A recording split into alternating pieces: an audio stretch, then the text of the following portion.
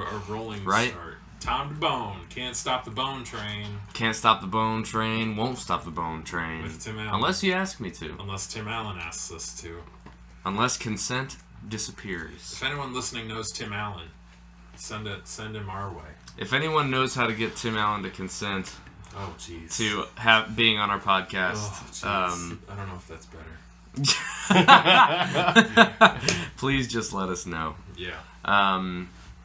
Anyway, welcome to PDT Podcast. Welcome to another episode of the PDT Podcast. With a show of with all the dough.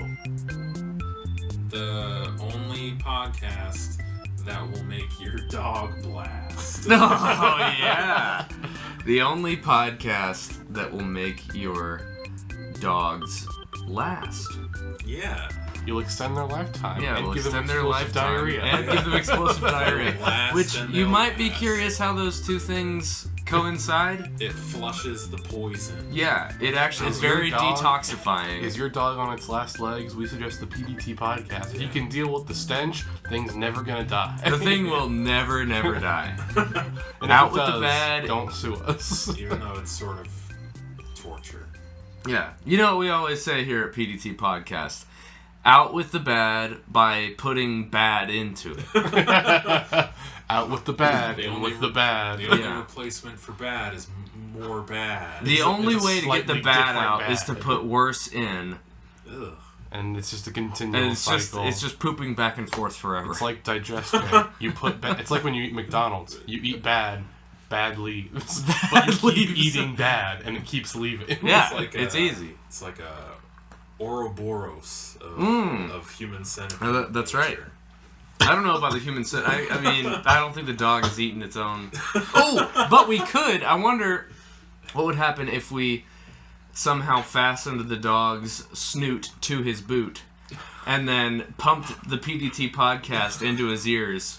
What would happen? It dies. No, is that be arrested. is that the secret for like Cat dog? eternally renewable energy? Cat dog?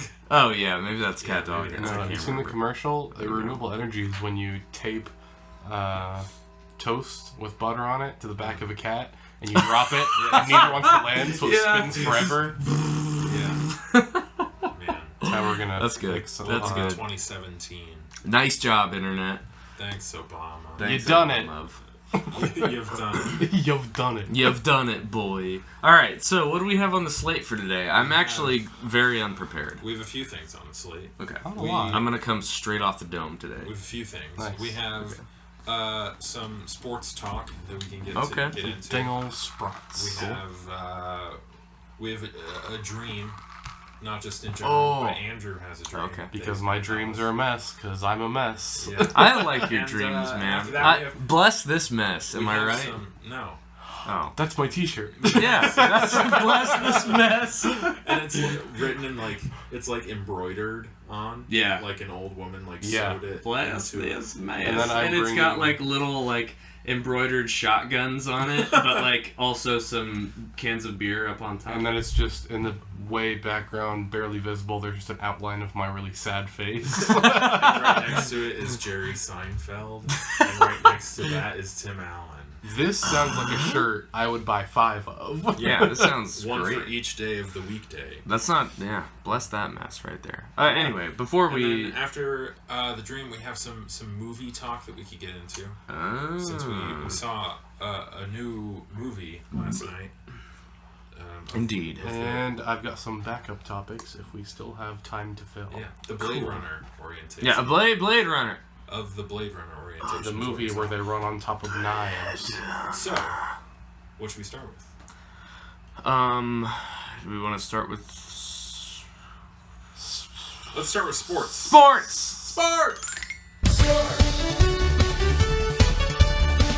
Cool. You guys didn't hear that, but I just put in a really snappy little tune. Nice. I sounded good. You sounded really good. All right.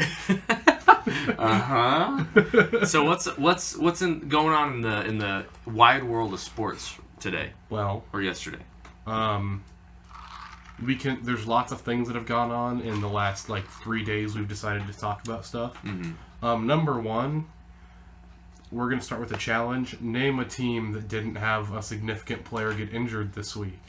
The Browns, because they don't have any significant players. Oh, Actually, up top. the opposite happened. Nice. They had a player who was Oh, injured we come clipped back. out there. Oh, darn it. What? The Browns had an injured player who came back. So, I mean, Oh. they're the only team that felt okay. But then they remembered that they're in So Cleveland. they had a resurrection. Hold on. Yeah. Nope, never mind. We're going to roll with it. I put a marker next to that clip point so we can just Okay. cut it out. We can add in a more subtle high five effect. Maybe with some reverb. Yeah. Tasteful. Anyway, go on. But injuries have riddled the NFL this week. It's been really bad. It was, even if you just watched the Chiefs-Texans game, Mm-hmm. both teams were dropping like flies. Yeah. Especially the Texans. And if you cheer for injuries, you're a bad person. Yes. And should be put in jail Did forever. Texans fans do that?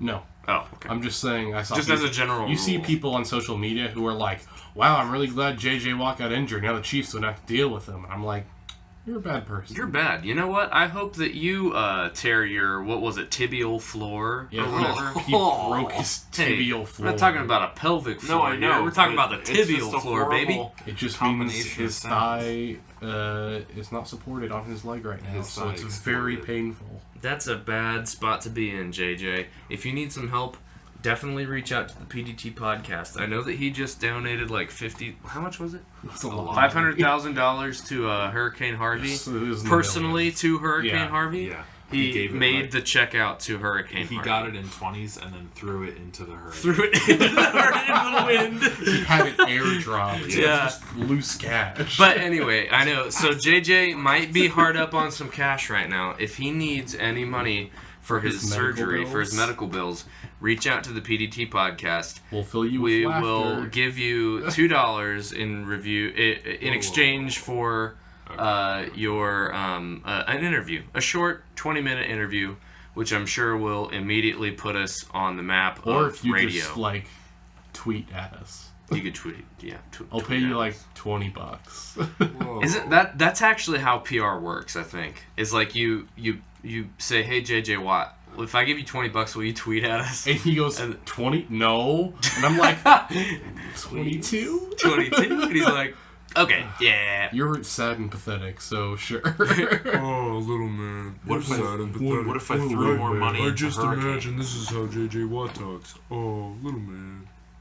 I'll throw some tweets at you. That's Yeah. not actually what he sounds like at And all. his tweet is just at PDT Podcast. It doesn't no other no text. extra text. Yeah. And then we get like 300,000 followers somehow. And then we're like better than what? Obama.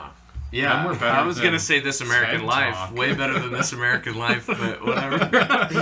TED Talk. Better than Ted. All right, yeah. So injuries have been really, really bad. The Chiefs, we're all from Kansas City. The Chiefs did suffer a loss. Travis Kelce had a concussion, but I really do imagine that he'll play Also, next week. Chris Conley's leg. Oh, that's the one that I was died. completely oblivious. Yeah, yeah. I think that's gonna be a bigger deal than most Yeah. Chiefs fans realize, because he's big enough to be a tight end, but fast enough to be a wide receiver. Yeah. He was a legitimate he's got mad weapon jumps. that we had. Yeah, he's Yeah. a scary boy, and now his. Did you guys watch? If you could watch Dude, the play, it's where you grisly. see his calf like shake. Yeah, because you can see the tendon tendon. snaps, and you're like, oh. It's like a rubber band snapping, Yeah. like it ripples underneath the flesh. Ugh. Yeah, it's real rough. disgusting, man. It's You're- some real amnesia stuff. Chris Conley, if you want to sponsor us, save your money for your medical bills. We love you. We love you, man. That is one thing that really sucks about that injury is like Chris Conley, even though he didn't get that many receptions, like just the fact that the Chiefs had so many weapons out on the field at one time. It's so many different kinds of weapons Yeah. on an offense that it allows for this absurd offense that they run. Yeah. Yeah, Also, and just it's- taking away one piece hurts it. But I'm sure, like, I'll be interested to see who they plug in. I don't know who it's going to be, but I've got faith in our bench. Our bench tends to be pretty good. Yeah, know how to be utilized correctly. Other than that, other sports news. Today, actually, meaning Tuesday, the 10th when we record this, Adrian Peterson was traded to the Cardinals for a conditional pick. Oh, really? So I didn't know it was depends a on conditional his production Yeah. in Arizona, which is going to be good, which Right. I know, although the Saints have not utilized him at all, why it will be good is because if you look at the Cardinals' style of like play with Yeah. running backs, if it's not David Johnson, who's this insane receiving back too, all of the rest of them are just like power runners who go right up the middle. And if you look at the way Adrian Peterson ran in Minnesota when he was debatably one of the greatest of all time, Goat, yeah. that's exactly the kind of offense they ran. Yeah. And then with a team like that, he's really going to help them spread the field. Man, I've been really surprised that the Cardinals have not been that good so far this year. Carson Palmer has been one of the top scoring. It's been like top 10 or 15 scoring, within the top 10 or 15 scoring quarterbacks For a while. Yeah. Oh, yeah. In the past 3 or 4 weeks. It's something because like that. I think Bruce Arians doesn't get enough credit for being such a good coach, because he's really good. Because I think he coaches similar to Andy Reid in the fact that he knows how to utilize the personnel that he has. So although Larry Fitzgerald is a dinosaur, Right. he's still He's consistently a nimble good. dinosaur, yeah. Yeah, like he doesn't mess up. He doesn't fumble. He doesn't like. Oh, sorry. Before he would ever give up an interception, he'll just beat the hell out of the corner. So Yeah. like, he's not going to allow mistakes to happen. So he's got all these personnel, and he just knows how to utilize them correctly, which makes Carson Palmer probably look better than he is. Sure. And Yeah. so, and then when you add guys like David Johnson, but he's He's a dead, freak. and he's really good Yeah. though. And then you add Adrian Peterson in, and you've got Chris Johnson back there too. Yeah. Which I think gets underutilized still, but that's a whole other conversation. But I think the Cardinals just made an incredible trade, even though it's a conditional pick. So if Adrian Peterson just goes off for the rest of the year, and we see old Adrian Peterson before the injury, and they have to give up like a third or second round pick, it was still worth it because he'll Yeah. push them into the playoffs. Right. What's their record at this point? Are they 500 right now? I genuinely don't know. I want to look it up. Yeah, that's that. I feel like that is a really, really good trade for them. 2 and 3. Oh, okay, 2 and 3. Gotcha. Yeah, there's definitely still a chance they can Their win. wins are really close, and their Really? losses are really bad. Yeah, they haven't been good so far this year. Yeah, they've been really inconsistent. I think a lot of that is because the loss of David Johnson. It's like, what's your... When you think of the Cardinals, they're like, David Johnson. And then they're like, Right. he's dead. Who? Oh.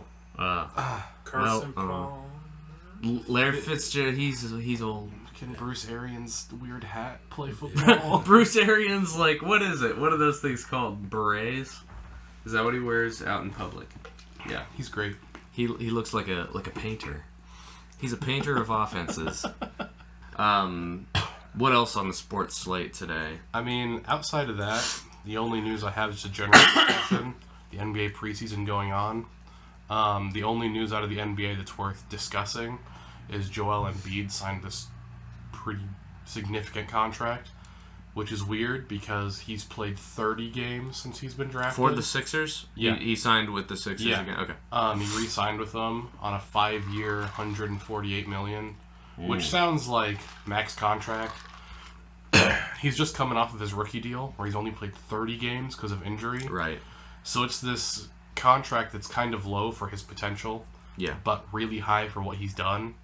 And so it's one of these deals where people are comparing it to Steph Curry's first extension, where it was like everyone could see the potential and it paid off because he signed for what's pretty low for what he could have signed for. Oh, okay.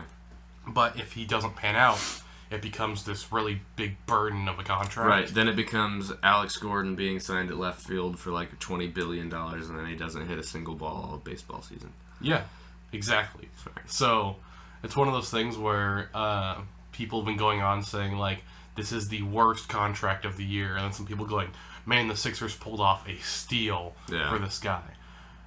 I don't know that I consider it a steal, considering it's the max contract you can give a rookie coming off an extension for their first deal.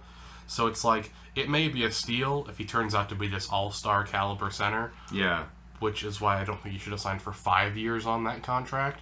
But it could potentially ruin or make the Sixers. Right, they're really kind of just rolling the dice on like his injury. Because even if he's still injured, he still takes up 20-some million in cap space. Yeah. So, it's a big deal. But... Big deal. Breaking news. Big deal. What you got, Dougie? I don't know if we want to talk about this because it is vaguely sports related. But I'm skeptical. Did you see the NFL sent out? Roger Goodell sent out a letter concerning the kneeling that's been going on during the anthem, and people are making a big deal out of it, and it seems to be not that big of a deal. What did the letter entail? I did read. Well, I can read it. While you're looking it up, I can say briefly. I'd heard that the owners had considered making rules about making people stand for the anthem, which, I mean, you can have the freedom of speech and whatnot. It's like in the NBA. There is a rule that players go out to the court, and you stand midway up to half court. Everyone stands there for the anthem. It is a rule, right? Like so you're required to do it because it's part of your rules. job. Yeah, right. And so the only reason I think the NFL is getting such a hot take for this is because they're introducing a rule after a protest has started. Right. But to an extent, I think once there is a rule, you should abide by it. Because it's like, if my job says, hey, here's a new rule, even if I'm like, this rule is dumb as all get out. Right. I still have to do it because it's my job. Like, to be in that job, you still have to follow that rule. So even if, like, even though it's kind of a really dumb timing, there's not much they could do about it if they're wanting to do something. What does the statement say?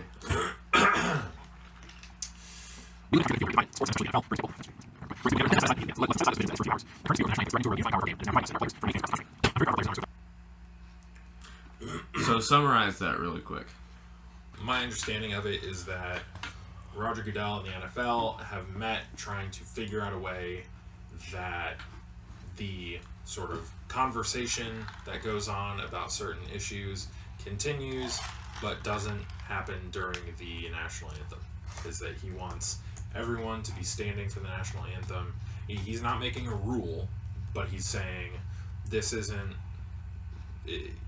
To an extent, he's saying there are better ways that you can protest this, and we want to make those available to you, but let's be unified in the fact that we can stand for the anthem, so let's do that, and then we will talk about how you can continue your protest or your charitable work or whatever it is that you're doing. So I have a couple thoughts on that. My first reaction when you were reading that was I got sort of prickly and I wanted to push back against it because I was like, don't tell people how to protest. That's not the way that's not the way that protest works. Sure. But after that initial reaction, I was like, okay, what do I actually think about this? I think that could be sort of constructive because, like, the protest is not about the military, the United States as a whole, whatever. Well, like, it has never been about that. Yeah. It's been about specific issues within the United States and maybe nationwide, right. But it's never been about, like, disrespecting our armed forces or whatever, which, like... It's never meant... It was never meant to be. Right. And that's like, unfortunately, just where the conversation has gone. Right. And it's like, that is I think that kind of stems from the fact that even if... just because you don't mean to cause offense to something, right. You still can. Because this is a poor example, but if I were to walk up to someone and be like, hey, no offense, but that shirt makes you look fat... It's a poor example. Like, I don't mean offense, but they can still be offended. Yeah. And this is, like, obviously a much more complex issue where it's not meant to, like, disrespect the country or armed forces, but they can still be offended by it. And they have every right to offend people. And they have and people have every right to be offended. Right. Yeah. Either way. And neither of those should be encroached upon. Yeah, it's just like, okay, so maybe what this is doing is creating a safe space for conservatives and a safe space for liberals. I wasn't even gonna go like. This is a joke. I'm sorry. This is a joke. But what I was just gonna say was that like maybe if it actually gets implemented. Wait, is he saying there will be a rule?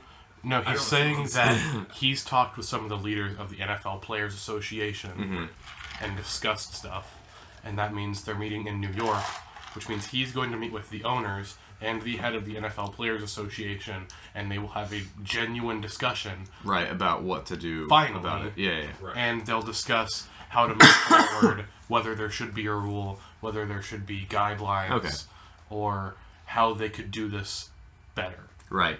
What I hope happens, I mean, I won't say that I hope anything happens with, like, the actual leadership, but I do hope that people just, like, organically find a different way to say what they're saying, because, like, they're in their protests or whatever, because, like, at this point, the conversation has gotten so incredibly muddled, and, like, so many false equivalencies have happened at this point that, like, when they see the protest, it's like, okay, immediately I shut down, or immediately, you know, the opposite or whatever. And nobody really knows what the initial protest was about anymore, which was police brutality. It's gotten to the point where Colin Kaepernick, who kind of accidentally started the whole thing, has gotten to the point where he's like, no, if I was in the league now, I would stand.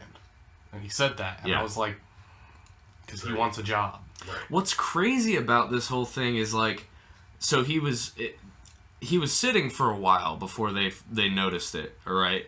And so eventually, after they noticed it and it became a story, after that, he, and I can't remember the other dude's name, who played for San Francisco, but, like, they went and talked to, it was either one veteran or a couple different Army veterans and stuff, and they were like, okay, this is not what our protest is about, like, what can we do to still protest, but, like, also be respectful? And they, in that conversation, came up with, like, taking a knee. Sure. And, like... Yeah. So it wasn't, like, it was 0% of this from the get-go was about the Army, veterans, whatever. No, like, it was completely... Here's the thing, is that because this is so beyond itself at this point, is that, like, that was released and it felt so bogged down by a bunch of other stuff around kneeling during the national anthem that I almost missed it completely. Is that it was, and then I saw a story being like, this is what Roger Goodell sent to the NFL. It was like, this is productive. Yeah, that's actually a good thing. Right, like, and the issue is that you don't have anyone who's actually taking part in the protest really saying all that much about the protest, which is the problem. Because it's like, it's so many talking heads and, like, commentators saying, these people did this for these reasons. And it could be that this guy knelt because his friend was kneeling. And it's like, no, we just decided to kneel because Trump's a dick. And the problem you have is the people who are talking, you have ones that are reliable, and you have ones on the other end who are just straight lying. Right. Where you have guys like Michael Bennett who came out and was like, I got arrested after the fight night because I'm black. And then videos showed up that were like, really the entire thing he said was 1,000% false. And it's like, that's when you decide to join a protest that's on national TV every week, doing that hurts the whole thing because less rational people will go, well, they're all just a bunch of liars. Right. And so I think like, both sides end up being guilty of going, well, you're doing this for everyone. Or everyone. Yeah, it's like, these sweeping generalizations. Yes. And even to an extent, like after when Kaepernick started kneeling, it like people said, why are you doing this? And he gave reasoning, and then he didn't say, and then he sort of continued the conversation outside of that initial interview. But at this point, it's like no one's asking anyone who's kneeling why they're kneeling. It's just these people kneeled, and then people over here are saying, and they're heroes for it. And Trump is disgusting for saying anything. Right, and which I do. Trump is side, an ass for just saying they should be fired for doing that. There are plenty of examples of Trump being an ass. But that's not what I'm talking about necessarily. Separate conversation. Then you have people on this side saying, well, they're disrespecting blah, blah, blah. They're the flag or the anthem or our military, and they should be fired, or they should be forced to stand, or blah, blah, blah. And so, like, part of a protest, in my eyes, is that you protest and then have, like, a reason why you're protesting. Or if someone were to walk up to you and say, why are you protesting? You have a reason why you're protesting. And the issue is that no one's walking up to the protesters and saying, why are you protesting? Right. There have been a few articles recently that have been really refreshing. Yeah. There were a couple, actually. An op-ed piece that I read. I need to look up who it was by, because I should probably reference it. But there was an op-ed piece by the guy who, knelt with Colin Kaepernick, like, at the beginning of it, on the 49ers. And he was talking about how, like, this whole thing is, like, not what we were kneeling about. Like, this is a different thing. And none of it makes sense. Right. Which is why I'm, like, I don't have much of an opinion Dang on it, Firefox. It's updating. I don't have much of an opinion on... Chrome makes this computer have cancer. That's fine. Yeah, it is. I don't have too much of an opinion on them kneeling. And part of the difficulty with having an opinion on it is that I don't know what's happening anymore with it. And I don't think I'm alone in that. I think you have very squeaky wheels on either side complaining or being wholeheartedly against it or being in full support of it. And both sides... For whatever they're looking for. Right, and both sides are like are very like uninformed on it. Yeah, I agree. I think that you can summarize how 90% of people feel, where they're like, I just want to watch football and relax. I'm just tired. And it's this thing where you like turn on the TV, like, all right, time to watch NFL on Sunday. And then they're like, let me just like force feed you some feeling bad about politics. Right. And then you're like, I just wanted to relax. And then you're stuck being forced fed stuff. And I saw people tweeting before the announcement from Roger Goodell saying, well, if something doesn't happen, I'm going to boycott the NFL because they're not doing XYZ. And everyone was like, okay. And then after it happened, people on the other side were saying, I'm going to boycott the NFL and burn my jerseys because they're making them stand. And it's like, no, that's not what happened, really. Eric Reed. Oh, yeah. This is a great article, and everybody listening to this should read it. The New York Times published it.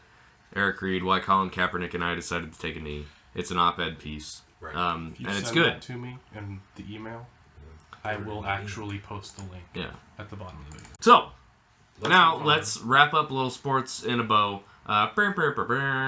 Sport! The Chiefs have the best record in the NFL. Suck it, Tom Brady.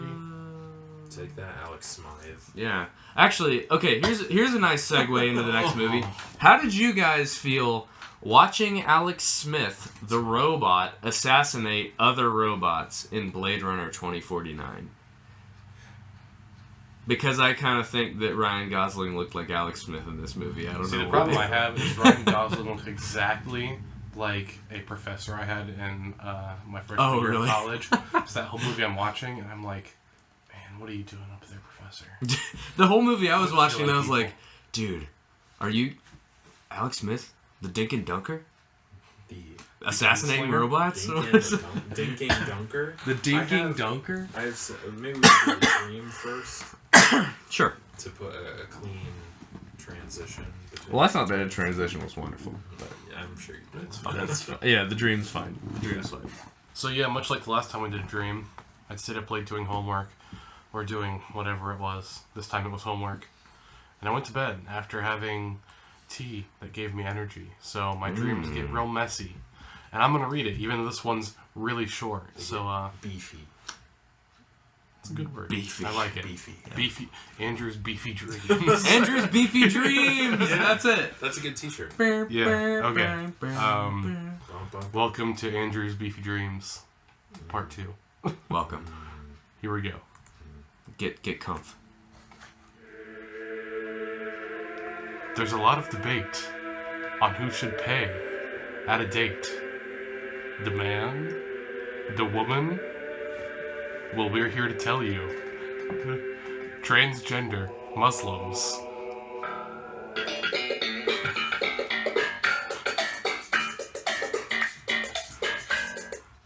That's it. That was your dream? What was your actual dream? I don't remember. I always get up and then I'm like, I need to write this down, and then I write it down, and it's stuff like that. Yeah. Man, Well, that was that's a real. That's a real. It's a beefy dream, That's right a there. beefy, edgy dream. Beef. Do Andrew's dream of electric beef. Andrew's edge dream of electric beef. Yeah. Beefalo. Yeah. Welcome back. Yeah. From the other side. From Andrew's beefy dream world. So, now that we've had a brief segment, let's waffle on about some movies. Cool. Waffle time. So, we saw Blade Runner 2049 last night. Yeah. Starring Harrison Ford, sort of. But mostly Ryan Gosling. Mostly Ryan Gosling. And Jared Leto. Oh yeah. Barely. Kind of. I'll say this. I wish more. Or I wish more complex. Yeah. Yeah. I wish more effectively. I was happy with as little screen time as he got. Yeah. I mean, I thought his performance was fine, but I just thought the character was flat. Right. I liked how beautiful the cinematography was. Which I thought was kind of strange because it felt gray. Like there were big sections. It was like of it that super felt very, noir. What they like, did is gray and dark. they brought a lot of balance into it. So where you have a lot of gray and dark colors in the back, you could tell they very carefully put in brighter colors in certain areas of the screen to balance out the enormous shots and up close shots they had of people through the whole movie. So when Ryan Gosling's head takes up a third of the screen, they have a lot of dark colors and then something light on the other side to give you this sort of balance in the screen. What I didn't like, I shouldn't have started because you guys are going to be really triggered. No. It's a I boring think it's movie. pronounced Tiggered. It's a boring movie. Erd. Like, I think that's a fact, not an opinion. It's a Oh, boring wow, that's movie. a bold statement. I'm going to describe it as this. Forrest Gump, everyone agrees is a good movie. It's also a boring movie. Like, you can be a good movie and a boring movie. I don't know if boring's the right word. And like I don't disagree with you because I feel like I understand what you're trying to say. What I'm trying to say is it's a boring movie. If you said slow, Those are 100% agree. Those are two different things. okay. Well, then I disagree with the Well, here's the boring thing: is where I'm saying it's boring because very little happens in this movie. Yeah. It's a story about. Okay, well, I mean, I'm going to say spoilers because if you're here and you're trying to avoid spoilers, you're on the wrong podcast. Let's Yeah. rewind a second. Spoilers. Spoilers! It's a dude looking for his dad, and then it's not his dad. And then he's like, "Hey, meet the person who's actually your kid." If you can take a movie and cut it in half and still probably have a lot of slow-moving shots, I think you've made a boring movie. Which isn't to say that I think the movie's bad. I think it's a boring movie. I think it felt I agree from a plot perspective it moves really slowly and there's a lot of extra things. A lot of unnecessary things. Right. Like, and I think that was partially because they wanted to like it was more about the world building and the atmosphere more than it was the story. And I think if you look at it from like an atmospheric point of view, I thought they did that really, really well. But the story part, it feels less like like you can see some movies and say this is like a story, like a world is happening around a story, but this is a world like this Blade Runner 2049 is a story happening within a world. It's not around a world, it's within a world. Yeah. Right. And I think that's what it feels like. And so it's sort of odd in that regard, because a lot of movies don't spend a ton of time like world building and atmosphere building and sort of explaining nuance within certain areas, and then they just go full bore into the story, and then the world sort of figures itself out. Right. So I think like what I had a good time and what I was looking for in this movie was, one, like the world building, the atmosphere, the cinematography, which I think they completely nailed. And I was like having a good time like savoring those really, really slow shots and like watching the really like sort of dull interactions between the characters, because I thought there was a lot of like nuance. Like my brain was like thinking about like all the things going on potentially in their heads, and they never said it. Like I was wrong in predicting that this movie was going to be like less subtextual than the original Blade Runner. I think it was as subtextual, or maybe more than the original Blade Runner, just because of its length. Right. Like I'm talking percentages. No, I know. But like I wouldn't call it boring in my experience, just because I had like a good time watching all that stuff play out. Could it have been a shorter movie? 100% yes. Like they still could have effectively done all that in probably like an hour less time. There was a lot of stuff they could have cut out. Yeah, for sure. Yeah. But that like I also appreciated that they didn't. Like when I decided, okay, I want to go see Blade Runner 2049, I was hoping for incredible atmosphere, like weird moodiness, and an existential crisis. Which like the existential crisis was like the only plot point. Yeah, no, that was the plot movement of the movie, and that's what I enjoyed about it. Movement's a strong word. Okay, the plotting of the plot, I'll say. It was the plot plotted along. That's fine. But I had a good time with it. I thought it was great. It wasn't perfect by any means. Like I enjoyed it. There were definitely parts that just went too long. Like the weird sex scene that isn't really a sex scene.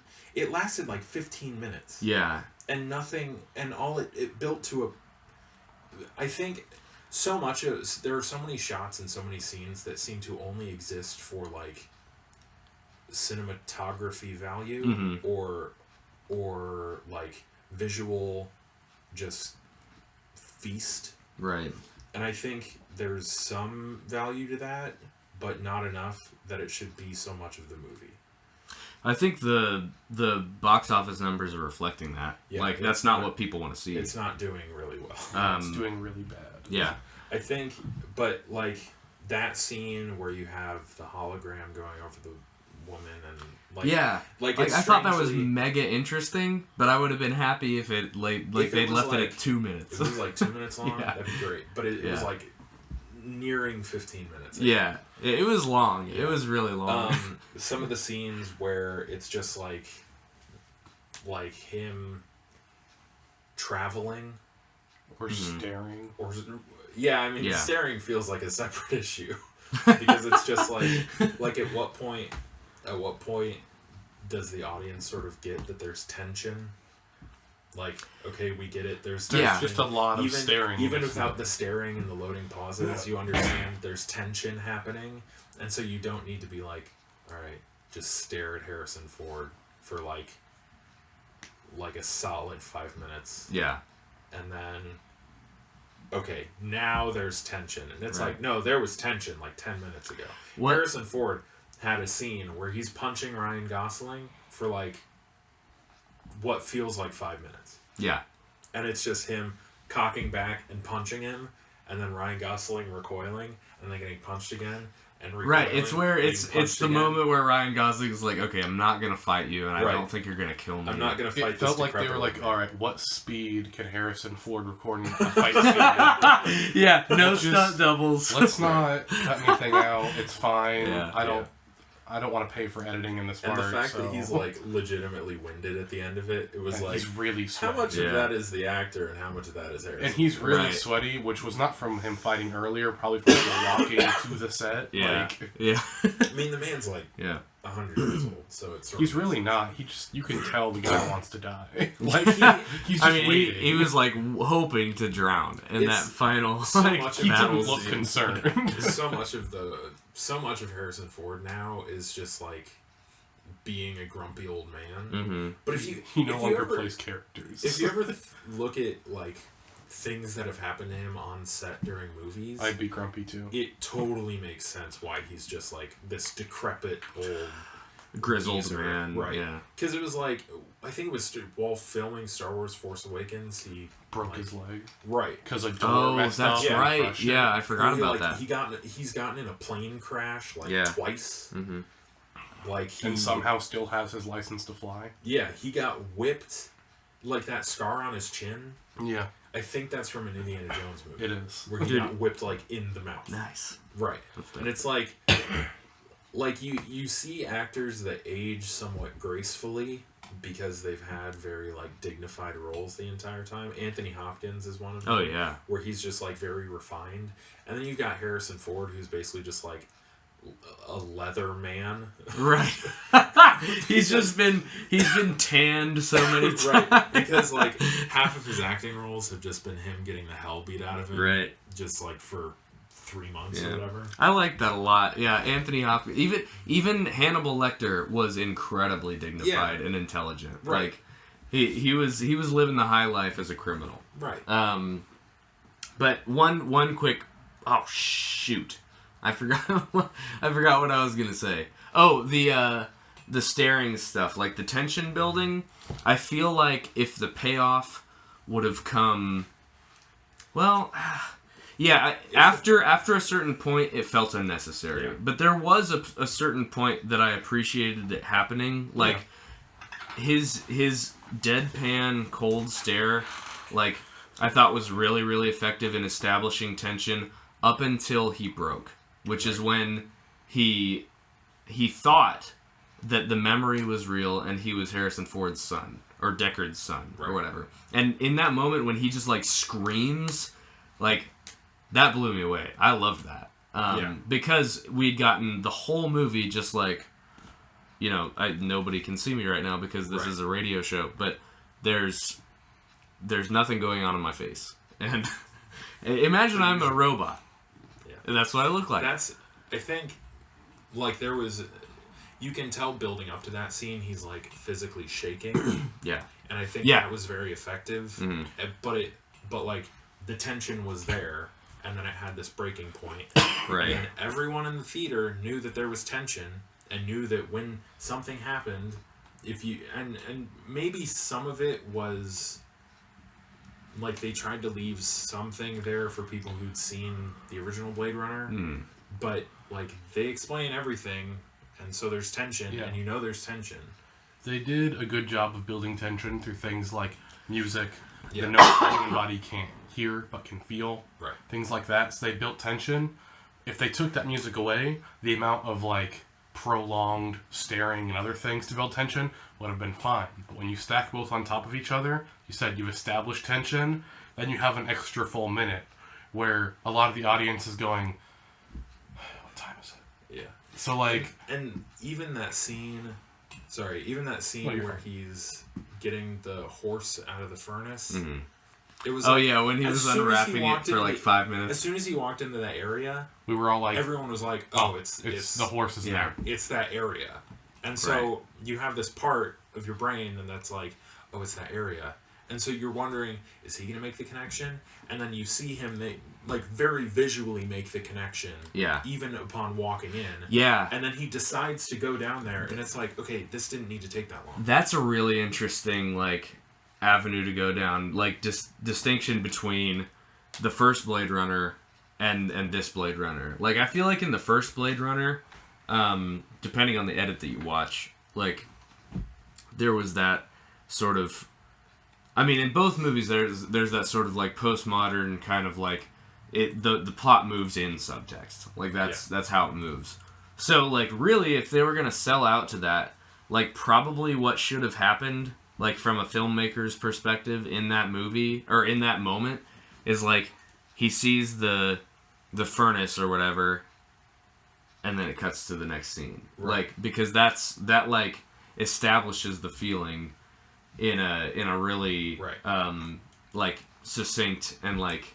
But everyone in the audience has a full understanding of what that scene was about. Right. But I also, like, I can super dig on the just lingering shots that are unbelievably beautiful for, like, forever. Like I said,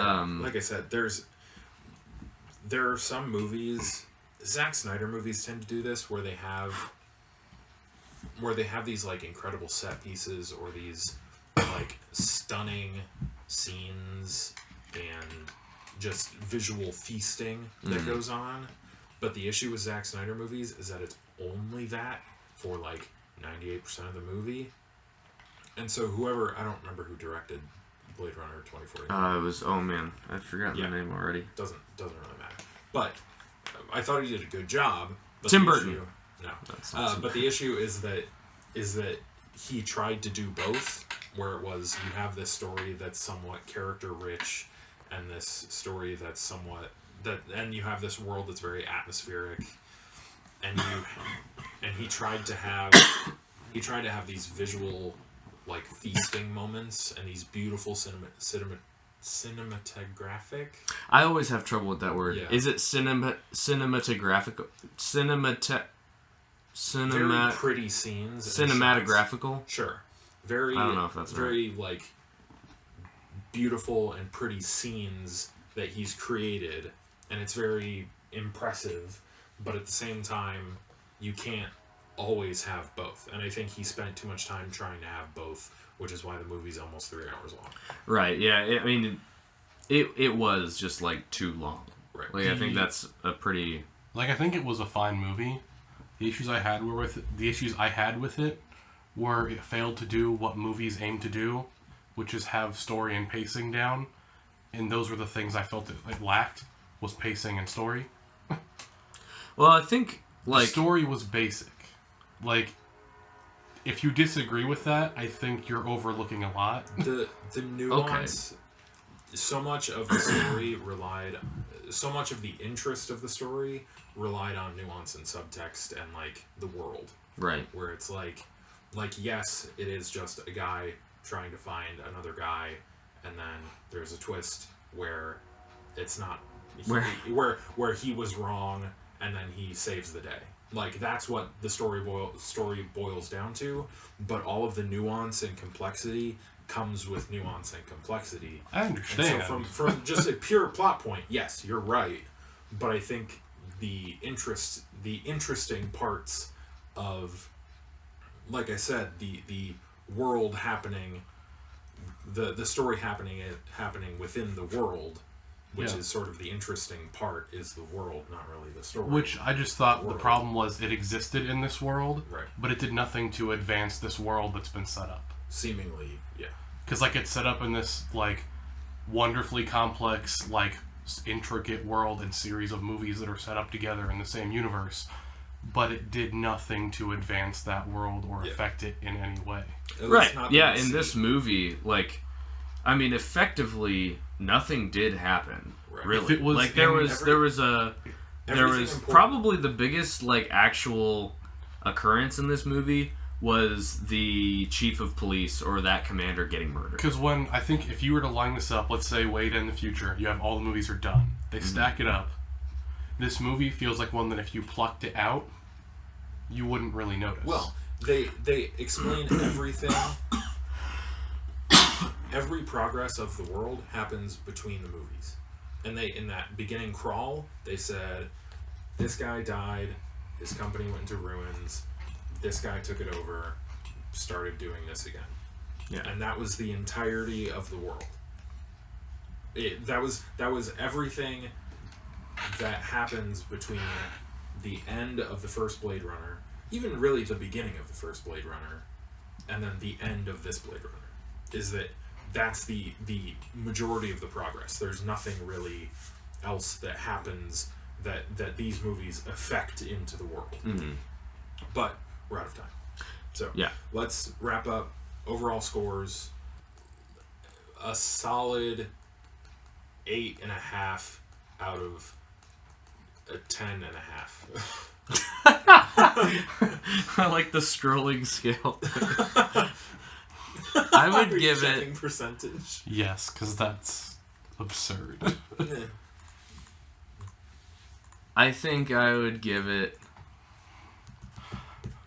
an 8.5 out of 10. Flat 10. So you gave it an 80%. You gave it an 85%. Ha. I don't know. How about you? I'm giving it a 5 out of 10. Fair.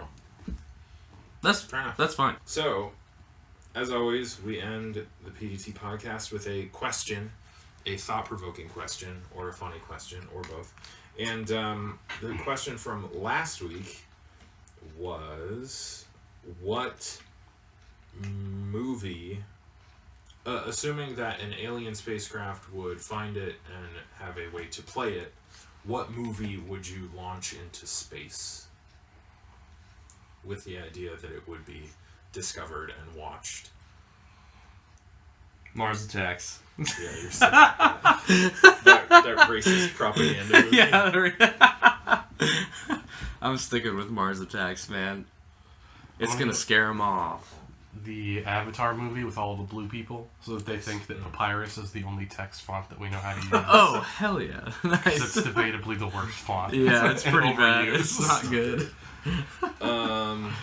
I'm gonna go with, though I saw the Pacific Rim Uprising trailer. Oh, man. Which I thought was really silly.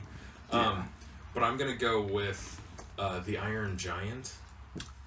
It's a good Interesting. Yeah. I love So that. they also It's a great movie. that movie So deserved a sequel Cry to death. because they set up a sequel so well, and then followed it up not at all. There is a sequel. It's called Ready Player One.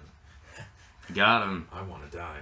All right. So the question Got for him. next week, or the I've got a question. question. What? I have a question. Oh, yeah, that's true. Yeah. What up and coming new technology that hasn't reached the open market yet, kind of excites you and has you like all excited?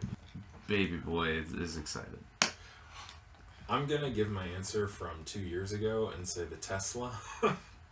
Oh, the car? Yeah, which I think, though I've heard some stuff about the newer one. Yeah. And it's obviously like the most advanced electric car Oh, we have. by far. Especially from like an affordability standpoint.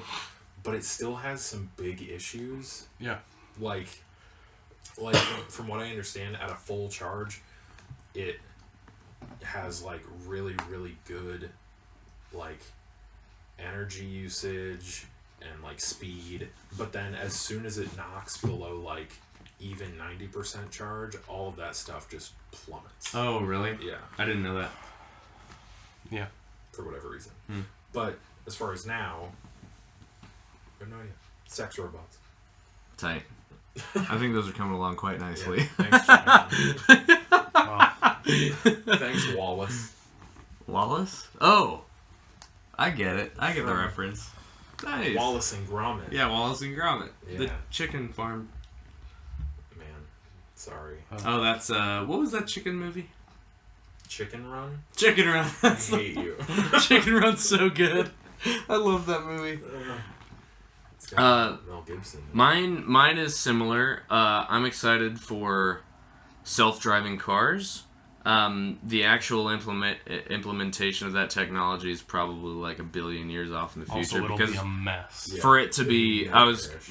my next point was going to be for it to actually be effective. Every single car would have to be integrated with You'd technology. have to all at once exchange everyone's cars. Right. But I'm excited about it because whenever it happens, say 1 million years in the future, whenever it's going to happen, you'll be able to plug in McDonald's in Canada, and then you get in your car and you go to sleep. And then you wake up and you're like in North Dakota and you're like, oh nice, I'm in North Dakota. Almost halfway there. Almost there, and then you go back to sleep. I can sleep, wake up at McDonald's, go back to sleep, and wake up at a different McDonald's. Separate McDonald's. Theoretically, I think they wouldn't have to necessarily switch out the cars, but with how much computer technology has been integrated with the workings of a car, it could just be like a software update.